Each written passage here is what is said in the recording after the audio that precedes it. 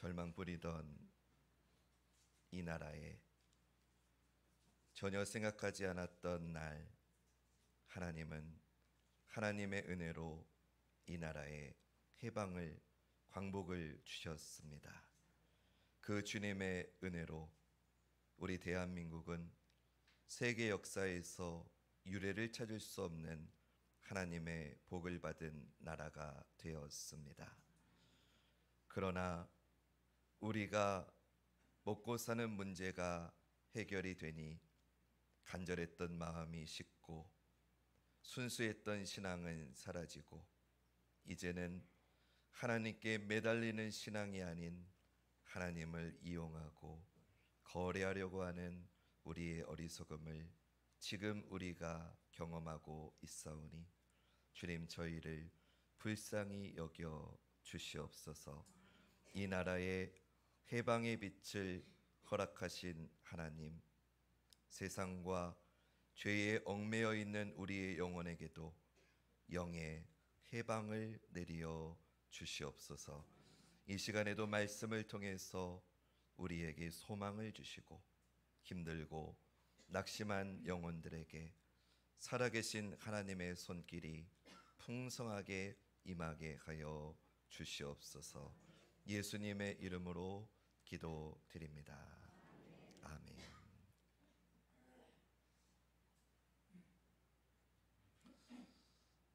여러분, 드라마 좋아하세요? 연속극 좋아하십니까? 드라마 보면서 마음 졸여 보신 적 있으세요? 주인공이 어떻게 될지, 또 사건이 어떻게 전개될지 너무나 궁금한 그때 드라마는 딱 끝이 나죠.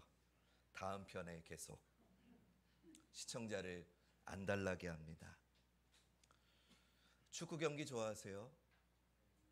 일상 경기는 그렇다 쳐도 월드컵은 온 국민이 좋아하지요. 큰 경기를 실시간으로 함께 보면서 대한민국 열정적으로 응원해 보신 적 있으실 겁니다. 골이 터질 때마다 가족이건 아니건 상관없이 얼싸안고 온 동네가 떠들썩했고, 반대로 상대방에게 골을 내주면 안타까운 탄식이 여기저기서 나왔지요. 저 역시도 드라마나 축구 경기를 볼 때 그랬던 경험 있습니다. 그런데 시간이 지나서 봤던 드라마를 다시 보면 어떤가요? 주인공이 위험해도 걱정이 되지 않습니다. 사건이 꼬여도 하나도 긴장이 되지 않습니다. 축구 경기 하이라이트를 보면 어떤가요? 동점골을 내줘도 전혀 탄식이 나오지 않습니다. 왜이지요? 결말을 알고 있기 때문이지요. 드라마의 결말을 알고 있기에 마음이 졸이지 않는 겁니다. 축구의 결말을 알고 있기에 편안하게 보는 거지요. 아니, 오히려 누가 잘했나, 어떤 부분이 아쉬웠나 평가도 할 수 있습니다. 우리 신앙생활도 마찬가지 아닐까요? 결말을 알면 소망을 잃지 않습니다. 오늘 저는 이것을 전하려고 합니다. 오늘부터 사무엘 하 말씀이 시작이 되는데, 제가 1장 1절부터 시작하지 않는 이유는 결말부터 보려고 하기 때문입니다. 결말을 알면 소망을 잃지 않기 때문입니다. 오늘 본문은 다윗의 유언입니다. 모든 사람에게 유언이 귀하듯이 다윗 역시 후손들에게 가장 중요하고 의미 있는 말을 유언으로 남겼습니다. 근데 이 다윗의 유언은 단지 한 개인의 유언만은 아닙니다. 오늘 본문 1절과 2절 말씀. 이는 다윗의 마지막 말이라. 이새의 아들 다윗이 말하며 높이 세워진 자, 야곱의 하나님께로부터 기름 부음 받은 자, 이스라엘의 노래 잘하는 자가 말하노라. 여호와의 영이 나를 통하여 말씀하시며 그의 말씀이 내 혀에 있도다. 아멘. 다윗은 지금 자신이 남기는 이 모든 말이 자기 말이 아니라고 합니다. 여호와의 영이 나를 통하여 말씀하시며, 그러니까 성령님께서 주시는 말씀이라는 것을 분명하게 말합니다. 다시 말해서 지금 다윗이 말하는 이 유언은 다윗 개인의 유언이 아니라 하나님이 맡겨주신 말씀을 전한다라는 뜻입니다. 그 하나님의 말씀의 내용이 본문 3절과 4절 말씀입니다. 이스라엘의 하나님이 말씀하시며 이스라엘의 반석이 내게 이르시기를 사람을 공의로 다스리는 자, 하나님을 경외함으로 다스리는 자여, 그는 돋는 해의 아침빛 같고 구름 없는 아침 같고 비 내린 후에 광선으로 땅에서 우미 돋는 새풀 같으니라 하시도다. 아멘. 다윗의 이 마지막 말이 중요한 이유는요, 이 말씀 속에 앞으로 우리가 나눌 사무엘하 전체의 주제와 목적이 담겨 있기 때문입니다. 사무엘하 말씀의 주제가 뭐냐? 목적이 뭐냐? 이스라엘에 새로운 소망을 주시는 왕이 오신다는 겁니다. 우리 한번 같이 따라해 볼까요? 이스라엘에 새로운 소망을 주시는 왕이 오신다. 이것이 사무엘하 전체의 주제입니다. 그리고 그 소망은 사람을 공의로 다스리는 자, 하나님을 경외함으로 다스리는 자를 통해서 이루어질 것이다. 다윗이 하나님의 말씀을 지금 그렇게 전하고 있는 겁니다. 5절 말씀. 내 집이 하나님 앞에 이같지 아니하냐. 하나님이 나와 더불어 영원한 언약을 세우사 만사에 구비하고 견고하게 하셨으니 나의 모든 구원과 나의 모든 소원을 어찌 이루지 아니하시랴. 아멘. 새로운 소망을 이루실 다스리는 자는 다윗의 집안에서 나온다는 말씀입니다. 다윗의 씨에서 나올 것이라는 예언입니다. 다윗의 후손으로 태어나서 하나님의 공의와 하나님을 경외함으로 이스라엘만이 아니라 모든 민족을 다스리는 그 왕, 그 왕을 통해서 소망이 이루어질 거다. 이것을 하나님께서 지금 다윗의 유언을 통해서 결말을 미리 말씀해 주신 것입니다. 그런데 이런 유언과 예언을 주셨지만 현실은 어떻습니까? 우리가 하루도 마음 졸이지 않고 사는 날이 없는 것처럼, 우리가 늘 걱정하며 사는 것처럼 사실은 이 땅의 모든 역사가 다 근심과 걱정의 연속이라고 해도 과언이 아닙니다. 이스라엘에게 새로운 영원한 소망을 주시는 왕이 오신다라고 하는 예언의 말씀을 주셨지만, 이 소망의 약속을 받았지만 이스라엘을 향해서 이 소망을 선포한 다윗조차도 사실은 이 소망과 거리가 멀었습니다. 다윗 자신도 이 소망을 이루는 왕이 아니었습니다. 물론 다윗은 위대하고 좋은 왕이지요. 그러나 그의 인생에 늘 성공만 있었던 것이 아니라는 것을 우리는 잘 알고 있습니다. 앞으로 살펴보겠지만 사무엘하 말씀에는 다윗의 실패, 그의 끔찍한 범죄가 적나라하게 기록되어 있습니다. 그러면 다윗 이후의 왕들은 어떨까요? 다윗의 뒤를 이어서 솔로몬이 왕이 되지요. 솔로몬 역시 처음에는 아버지의 뒤를 이어서 경건하고 훌륭한 왕입니다. 그러나 솔로몬의 말년이 어떠했는지를 우리는 잘 알고 있습니다. 온갖 우상 숭배로 무너지지 않았습니까? 그러면 솔로몬 이후의 왕들은 어떤가요? 말할 것도 없어요. 솔로몬 이후의 이스라엘은 남과 북으로 분열되고, 남북으로 분열된 북이스라엘 왕들, 남유다의 왕들 할 것 없이 마치 서로 경쟁이라도 하는 것처럼 하나님을 떠나서 우상을 섬기고 범죄합니다. 그리고 그 결과 북이스라엘은 주전 722년에 멸망하게 되고 남유다는 주전 586년에 멸망을 당하지요. 다윗 자신도 소망을 주는 왕이 아니었고 다윗의 후손들도 아니었습니다. 공의와 하나님을 경외함으로 사람들을 다스리는 왕, 이스라엘 백성들에게 새로운 생명을 주는 왕, 하나님 나라의 새 역사를 시작하는 영원하고 완전한 왕이 되지 못했습니다. 왕들이 그렇다면 백성들은 어땠을까요? 이스라엘 백성들이라도 정말 하나님을 경외하고 백성들에게 새로운 생명을 주는 왕을 찾았을까요? 그렇지 않았습니다. 아니, 그런 것에는 관심도 없었습니다. 백성들이 요구한 왕은 자신들의 욕망과 필요를 채워주는 왕일 뿐이었습니다.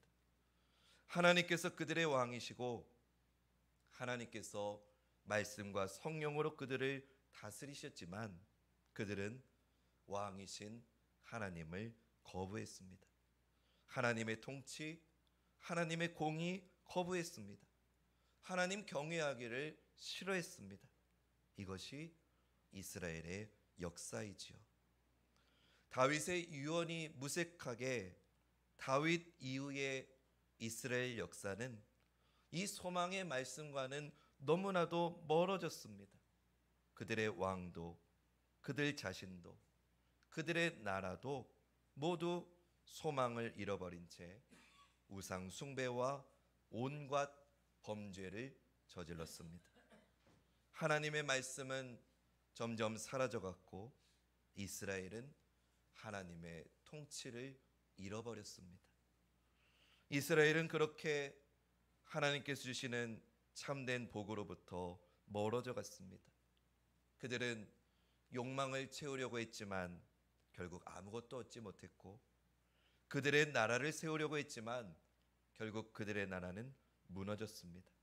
이것이 이스라엘의 역사입니다.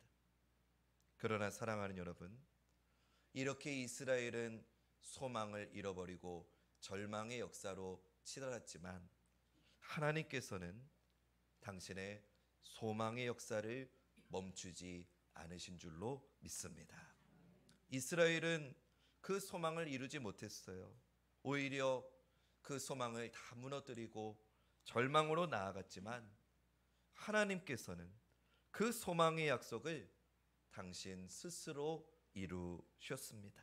우리 5절 말씀 함께 앞에 화면 보시면서 5절 말씀을 함께 읽어볼까요? 시작.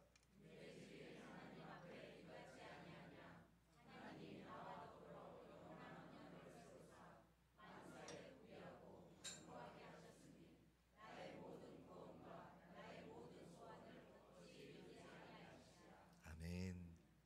이 소망의 약속은요, 하나님의 이 말씀대로 다윗의 집을 통해서 다윗의 후손을 통해서 성취됩니다. 하나님은 인류의 역사의 실패와 상관없이 마침내 이 소망을 이루셔서 이스라엘만이 아니라 모든 민족에게 새로운 생명의 은혜와 아침에 돋는 해와 같은 새로운 역사를 시작해 주셨습니다. 하나님께서는요, 사람을 통해서 이 소망을 이루신 게 아니고요, 하나님께서 직접 하나님 스스로 이 소망을 이루어 주셨습니다. 사도 바울은 이것을 로마서 15장 12절과 13절에서 이사야의 말씀을 인용하며 이렇게 선포합니다. 또 이사야가 이르되 이새의 뿌리 곧 열방을 다스리기 위하여 일어나시는 이가 있으리니 열방이 그에게 소망을 두리라 하였느니라. 소망의 하나님이 모든 기쁨과 평강을 믿음 안에서 너희에게 충만하게 하사 성령의 능력으로 소망이 넘치게 하시기를 원하노라. 아멘. 사도 바울이 이사야 11장 10절 말씀을 인용하면서 하나님이 어떻게 그 소망을 이루어 주셨는지를 우리에게 보여주는 말씀입니다. 다윗 이후에 이스라엘의 소망이 끊어진 것처럼 보였습니다. 나라가 망해가고 있었습니다. 그러나 어떤 회복의 가능성도 보이지 않는 그때에도 하나님께서는 이사야 선지자를 통해서 또다시 동일한 소망의 약속의 말씀을 주신 겁니다. 이새의 뿌리, 곧 다윗의 후손 중에서 열방을 다스리는 이가 있을 것이다. 오직 그에게만 소망이 있다는 것을 하나님은 다시 한번 선포해 주셨습니다. 그 소망에 하나님께서 믿음 안에서 기쁨과 평강을 충만하게 해주시고 성령의 능력으로 소망이 넘치게 하신 줄로 믿습니다. 사랑하는 여러분, 이 소망을 주시는 분, 이 소망을 실제로 이루어 주시는 분이 누구십니까? 다윗입니까? 솔로몬입니까? 그 이후의 왕들입니까? 아닙니다. 바로 우리 주 예수 그리스도가 소망의 왕이심을 믿는 이 시간 되시기를 축원합니다. 우리 주님 예수님이 다윗의 후손으로 나셔서 하나님의 공의를 이루셨고 하나님을 경외함으로 만 백성을 다스리셨고 새로운 하나님 나라를 완성하신 줄로 믿습니다. 예수님만이 만왕의 왕이십니다. 할렐루야. 그렇기 때문에 오직 예수 그리스도 안에만 소망이 있습니다. 다윗은 지금 자기 인생의 끝자락에서 자기의 모든 인생을 다 걸고 소망의 주인이시고 영원한 구원의 왕이신 예수 그리스도, 그분이 오신다는 것을 지금 유언으로, 마지막 유언으로 선포하고 있는 것입니다. 이것이 사무엘하의 주제이고 오늘 우리가 다시 사무엘하를 봐야 하는 목적이기도 합니다. 사랑하는 여러분, 예수 믿는 우리가 그리스도인으로서 받는 복이 무엇일까요? 우리가 주님 안에서 교회로 모였는데 그런 우리가 하나님으로부터 받는 복이 무엇일까요? 우리가 그리스도인으로서 예수님을 믿는 믿음 안에서 받아 누리는 최고의 복을 제가 오늘 말씀드리겠습니다. 그건 내가 주님의 통치 아래에 있는 것입니다. 내가 예수 그리스도의 다스리심을 받는 것이 나에게 주신 가장 큰 복임을 믿는 이 시간 되시길 축원합니다. 우리 한번 따라해 볼까요? 내가 주님의 통치 아래에 있는 것, 내가 예수 그리스도의 다스림을 받는 것, 이것이 우리에게 주신 가장 놀라운, 가장 위대한 복인 줄로 믿습니다. 근데 여러분, 사실 이게 말처럼 쉽지가 않습니다. 왜냐하면요, 오늘 우리가 사는 이 시대의 문화가요, 누군가의 간섭, 다스림을 거부하는 시대이기 때문입니다. 요새 자녀 교육이 힘든 이유는 그래도 우리 권사님들 세대는 아버지가 어머니가 이래라라고 말씀하시면 뭐 속이야 어쨌든 간에 순종하는 세대였다면 요새 우리 자녀들은 어떤 순종 거부하는 게 일상입니다. 간섭 질색합니다. 누군가 나를 통제하는 거 지긋지긋해합니다. 세상은 자신의 뜻을 실현하는 자아 실현의 삶이 최고라고 합니다. 자기가 모든 판단의 기준이고 중심이 되는 자기 중심성을 최고의 가치로 여기고 있는 것이 오늘 우리가 살고 있는 세상입니다. 이러한 문화 속에서 자기의 중심을, 나 자신에 대한 주권을 주님께 내어드리고 자아 실현이 아니라 주님의 뜻을 이루는 삶을 살라고 가르치는 성경의 가르침을 우리 마음속에 온전하게 받아들이기가 결코 쉽지 않습니다. 오히려 거부감이 생깁니다. 왜입니까? 주님의 다스림 안에, 주님의 통치 안에 들어가려면 내가 틀렸다는 것을 인정해야 되기 때문입니다. 내가 죄인이라는 사실을 겸허하게 고백해야 하기 때문입니다. 내가 나의 왕이 아니라 주님이 나의 왕이심을 인정해야 되기 때문입니다. 내가 원하는 삶이 가치 있는 삶이 아니라 주님의 말씀에 순종해서 그분을 따르는 삶이 진정 가치 있는 삶이라는 사실을 인정해야 되고, 그렇게 내 삶의 모습을 바꾸어야 되기 때문에 쉽지 않습니다. 어렵습니다. 온 세상이 살아가는 방향과는 완전히 다른 방향을 가야 됩니다. 지금까지 내가 평생 가지고 있던 내 가치관, 내 생각, 내 삶의 모습과 전혀 다른 방향으로 바꾸어야 되는데, 여러분, 이게 어떻게 쉽겠습니까? 정말 어렵습니다. 절대 쉽지 않습니다. 누군가가 예수 믿는 게 쉽다고 말한다면 그건 거짓말입니다. 정말 예수님을 믿는다면 우리는 세상 모두가 외면하는 좁은 길을 가야 됩니다. 그렇기 때문에 이 힘들고 좁은 길을 가기 위해서 우리에게 필요한 건 은혜가 필요합니다. 사랑하는 여러분, 기억하십시오. 우리에게 복 주시기 원하시는 주님께서는 우리를 결코 포기하지 않으십니다. 그래서 우리에게 성령을 보내주시고 하나님의 말씀을 들려주셔서 이 은혜의 역사가 오늘도 일어나게 하시는 줄로 믿습니다. 우리는 하나님을 거부하고 우상을 사랑하고 온갖 죄를 저질렀던 우리의 모든 죄값을 예수님께서 십자가에서 다 담당하셨습니다. 이것을 복음이라고 하죠. 이 복음을 받아들여서 예수님을 구주로 믿는 자에게는 죄와 사망의 심판이 아니라 완전한 의와 영원한 생명을 선물로 주십니다. 그리고 그 구원의 선물을 받은 자들을 하나님은 오늘도 성령과 말씀으로 다스리시는 줄로 믿습니다. 그리고 지금 이 순간에도 저와 여러분, 우리를 통해서, 우리 교회를 통해서 당신의 복된 통치와 은혜의 소망을 이 땅 가운데 오늘도 확장해 가심을 믿는 이 시간 되시기를 축원합니다. 사랑하는 여러분, 교회가 무엇입니까? 교회는 주님의 통치가, 그 소망이 실제로 이루어지고 시작되는 공동체가 교회인 줄 믿습니다. 예배는 무엇입니까? 예배는 주님의 통치가 이루어지고 있다는 것을 믿음으로 선언하는 자리이고 주님의 다스림이 시작되는 출발점이 예배인 줄로 믿습니다. 이 예배를 통해 우리가 우리의 일상을 살아갈 때 내 일상이 주님의 통치가 실제로 이루어지게 되는 것이고 주님께서 주시는 새로운 생명의 복을 실제로 누리는 은혜의 날이 되는 줄로 믿습니다. 사랑하는 여러분, 우리에게 수많은 절망이 다가옵니다. 나름대로 품었던 미래에 대한 기대도 시간이 갈수록 무너지고 나이가 들수록 소망은 점점 사라집니다.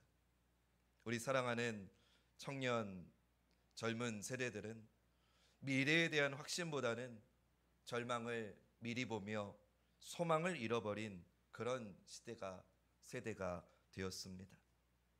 그런데도 세상은 자꾸만 조작된 소망으로 우리를 유혹합니다. 어떻게 해요? 더 가지면 행복해질 거라고 말입니다. 세상의 문화와 철학은 내가 옳다고 생각하는 게 진리라고 말합니다. 내가 중심이 되는 게 최고의 가치라고 우리를 쇠뇌합니다. 우리 젊은 분들은 그 페이스북, 인스타그램 같은 SNS 많이 하죠?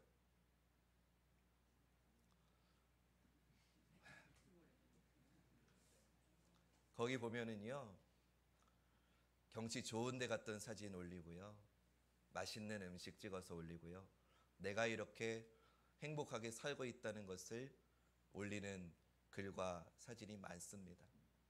근데 여러분, 그 사람 붙들고 한번 진지하게 물어보세요. 당신 정말 행복하냐고. 우리 행복은 그런 데 있지 않습니다.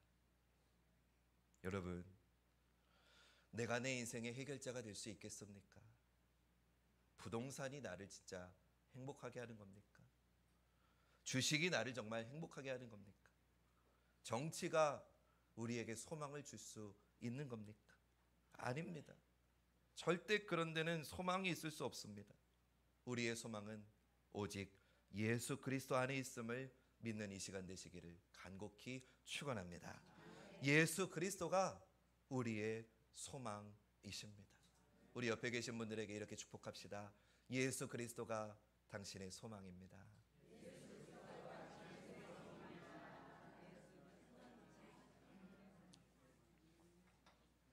우리가 주님 안에 온전히 거할 때, 우리가 주님의 말씀과 다스림 안에 있을 때, 주님께서 우리에게 허락하신 그 성령의 능력을 우리가 의지하며 살 때, 그때 비로소 우리는 참된 소망을 품고 은혜의 복을 누릴 수 있는 것입니다. 사랑하는 여러분, 이것이 결말입니다. 예수 그리스도가 소망이라는 것, 이것이 결론입니다. 이 결말을 알고 사는 자는 인생의 풍파가 찾아와도 결코 소망을 잃지 않습니다. 절망 가득한 이 세상 속에서 어느 누구도 참된 소망을 말하지 않는 오늘의 삶 가운데에서 예수 그리스도만을 바라보시는 우리 사랑하는 관악중앙교회 모든 성도님들 되시기를 주님의 이름으로 간절히 축원합니다. 예수 그리스도께만 소망이 있습니다.